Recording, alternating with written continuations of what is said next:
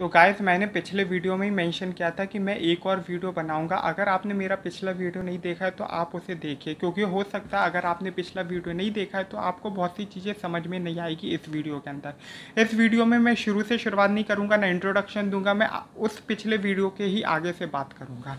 तो जैसे कि मैंने आखिरी में ये टॉपिक छोड़ा था दो चीज़ों पर जो इलीगली कंपनीज करती रही हैं, जिन पे ये दावा है कई साइंटिस्टों पे और कई ये आरोप है कि वो लोग इलीगली या तो प्री हिस्टोरिक एनिमल्स को बैक टू लाइफ लाने में लगे हुए हैं, या दूसरी चीज़ जो हमारा फ्यूचर हो सकता है या जो हमें हमारे एक्सटेंशन का रीज़न हो सकता है वो है GM human, genetically modified human.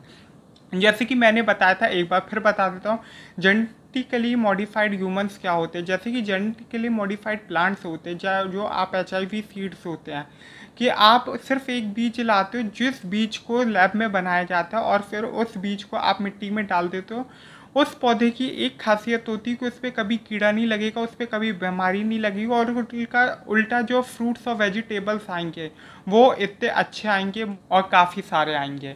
तो वही रीज़न आता है जेनेटिकली मॉडिफाइड ह्यूमंस पे। अब जैसे कि हम बात करते हैं गंजापन एक ऐसा जेनेटिक डिसऑर्डर कह सकते हैं या फिर हम कह सकते हैं कि जेनेटिक बीमारी है।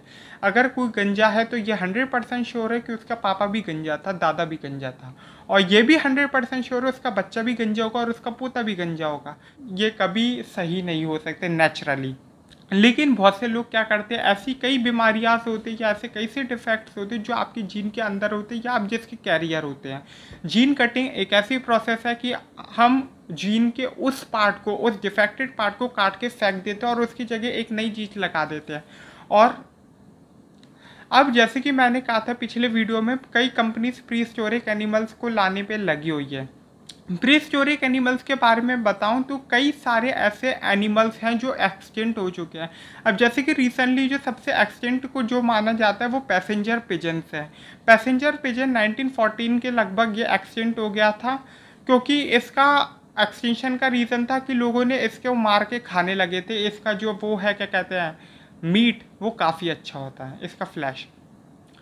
इसका जो रिलेटिव है वो पिजन है, जो डोमेस्टिक पिजन जो हम देखते हैं। पैसेंजर पिजन को लाने में लगे हुए हैं वो कई सारे साइंटिस्ट। लेकिन जो एक मैं सबसे सटीक एग्जांपल दूं या फिर मैं एक ऐसी बात करूं कि जिसके सबसे ज़्यादा चांसेस है तो वो वूली मैमथ है। वूली मैमथ एक लार्ज जो है एलिफेंट साइज का, एलिफेंट से भी बड़े साइज का एक एनिमल जो है, आइस एज, जब हमारी धरती पे आइस एज का पीरियड चल रहा था उस वक्त हुआ करते थे, और ये एशियन एलिफेंट्स का इसे एंचेस्टर भी कहा जाता है। वूली मैमथ के बारे में आपको मैं एक रियलिटी बताता हूँ। आइस एज के पीरियड में जब आइस एज का पीरियड ख़त्म हो रहा था तो फिर एक झुंड साइबेरिया के लगभग निकल रहा था, मतलब वो पास थ्रू कर रहा था, और एकदम से क्या हुआ कि बर्फ़ का पहाड़ टूटा और उनके ऊपर गिर गया, और जो पूरा झुंड था उसके ऊपर पूरी बर्फ़ गिर गई। फिर वो दबा का दबा रह गया। कई सालों बाद, मतलब रिसेंटली, रशिया ने जब क्या कहते हैं खुदाई चालू की तो फिर पता चला खुदाई में क्योंकि बर्फ़ थी तो बॉडी आज भी फ्रेश मूड में रखी हुई है, फ्रेश मूड में। बॉडी बिल्कुल नहीं सड़ी, क्योंकि बैक्टीरिया थे नहीं जो उस पर अटैक कर सकते, वायरस था नहीं जो इसे इन्फेक्ट कर सके, तो जिस वजह से वो एकदम प्योर और फ्रेश फॉर्म में मिली। रशिया जब खुदाई की तो पता चला उसमें पूरे झुंड के झुंड निकले, पूरी की पूरी बॉडीज।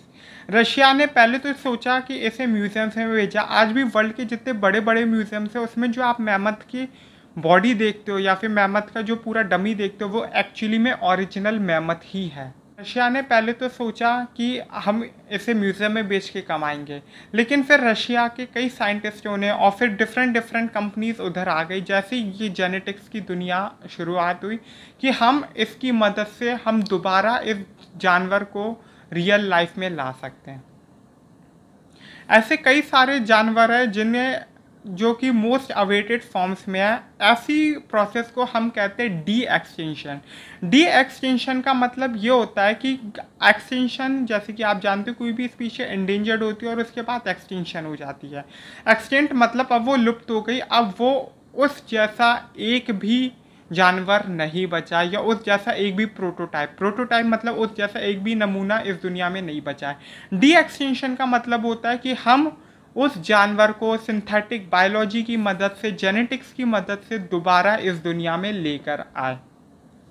अगर आप सोचिए, ज़ू, आप जानते हो ज़ू क्या होते हैं, जूलॉजिकल पार्क्स। बहुत सी कंपनीज जो हैं जो ये करती है कि हो सकता है जिनका ये सपना है कि वो ऐसे जूलॉजिकल पार्क्स नहीं बल्कि प्री हिस्टोरिक पार्क्स खोलेंगे। अम्यूज़मेंट पार्क क्या होते हैं या फिर जूलॉजिकल पार्क्स होते हैं, वो ऐसे प्री हिस्टोरिक पार्क्स खोलेंगे जिसमें आप डायनासोर्स, वूली मैमल्स और काफ़ी ऐसी स्पीशीज़ को देख सकते हो। काफ़ी लोग वेपन्स की तरह, जैसे कि मैंने जुरासिक वर्ल्ड की पिछली वीडियो में बात की थी, तो फॉलन किंगडम में वो एंड में वो डायनासोर्स और ऐसे जानवरों को सिर्फ और सिर्फ बिजनेस और अपने एज अ वेपन्स बनाने लगते हैं। और वो, मैं एक बार फिर से बोल रहा हूँ, उस मूवी के एंड में एक बात ज़रूर बोली गई थी कि इंसान ने अपनी मौत उसी दिन तय कर ली थी जिस दिन उसने जेनेटिक्स की दुनिया में कदम रखा। तो वेलकम टू जुरासिक वर्ल्ड। और जीएम ह्यूमंस की अगर मैं बात करूँ तो जीएम ह्यूमंस जो हाईली अपग्रेडेड और एडवांस ह्यूमंस जो रेस में कभी आने वाले हैं, या हो सकता है कि ऐसे शुरू हो गए या ऐसे ह्यूमंस पैदा हो चुके हैं या फिर ऐसे लैब्स हमारे मार्केट में भी चलने लगे, हो सकता है उन्होंने स्कूल्स में भी एडमिशन ले लिया। ऐसे ह्यूमंस जब हमारी रियल लाइफ में आएंगे तो ये अच्छी तरह कि वो हम लोगों से एडवांस है और हम लोगों से हमेशा आगे रहेंगे।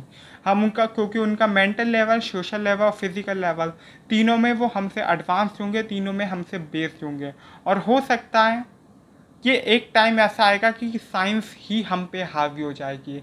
जिस नेचुरल बायोलॉजी पे हमने पैर रख के और हाथों के ऊपर उठा के जिस सिंथेटिक बायोलॉजी को हम उठा रहे हैं, कि ऐसा ना वो सिंथेटिक बायोलॉजी हम ही दबा दें और नेचुरल बायोलॉजी को भी नष्ट कर दे अच्छी तरह। तो इस वीडियो को बनाने का जो मेन रीज़न था वो ये था कि पिछली वीडियो जो आधी रह गई थी उसको ख़त्म करना। जो प्री हिस्टोरिक एनिमल्स पे जो मैं टॉपिक बनाऊंगा वो मैं अगली वीडियो में जेनेटिक्स की ऊपर जो बनाऊंगा, तो अब मैं उसमें जीएम ह्यूमंस को अच्छी तरह डिस्क्राइब करूंगा। उसके लिए एक इंडिविजुअल वीडियो बनाऊंगा। और जो प्री हिस्टोरिक एनिमल्स में जो क्लोनल प्रोसेस जो हमारे यहाँ जो पूरे वर्ल्ड वाइड कंपनीज और साइंटिस्ट चोरी छुपे कर रहे हैं, उन पे भी मैं एक अलग वीडियो बनाऊंगा। तो तब तक के लिए बाय बाय। और एक ही बात कहूँगा कि genetics is the future of tomorrow. Like कीजिए, शेयर कीजिए और सब्सक्राइब करना मत भूलिए। अगर आप जानते हो और साइंस की बातें, ऐसी बातें जो आप नहीं जानते, तो मेरे चैनल सब्सक्राइब कीजिए।